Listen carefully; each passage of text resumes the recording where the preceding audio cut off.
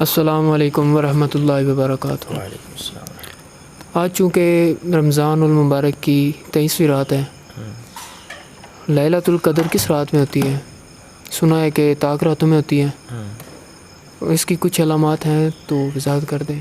وعلیکم السلام ورحمۃ اللہ وبرکاتہ۔ جی، لیلۃ القدر بڑی عظیم رات ہے، خوش نصیب ہے جو بندہ اس کو تلاش کرے، اور جو تلاش کرتا ہے اسے مل جاتی ہے، اور یہ 1000 مہینوں سے بھی بہتر ہے۔ لیلۃ القدر خیر من الف شہر۔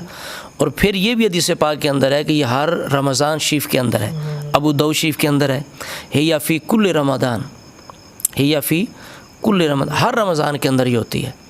تو کوشش یہ کرنی چاہیے کہ ہر رمضان کے اندر جو آخری 10 دن ہیں، ہر رات کو ہی لیلۃ القدر کی رات سمجھا جائے، اور جو بندہ ساری زندگی کوشش کرتا رہے گا، اللہ کے فضل و کرم سے اسے ضرور زندگی میں ایک دفعہ نہیں کئی دفعہ بھی حاصل ہو سکتی۔ پھر یہ ضروری نہیں کہ ہمیں پتہ چلے، اس کا تعلق کشف و کرامات کے ساتھ ہے، ہمیں پتہ چلے یا نہ چلے، اللہ رب العزت کے علم کے اندر جب یہ چیز موجود ہے کہ اس بندے نے اس رات جا کے عبادت کی، مجھے راضی کرنے کی کوشش کی، تو ضرور اس کے نام اعمال کے اندر اس رات کا اجر و ثواب لکھ دیا جائے گا۔ ٹھیک ہے۔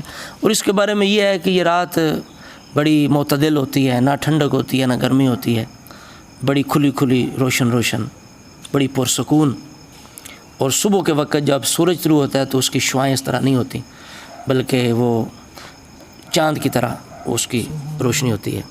دعا ہے اللہ رب العزت ہر امتی کو، ہر مسلمان کو اس رات کی تلاش کی توفیق عطا فرمائے۔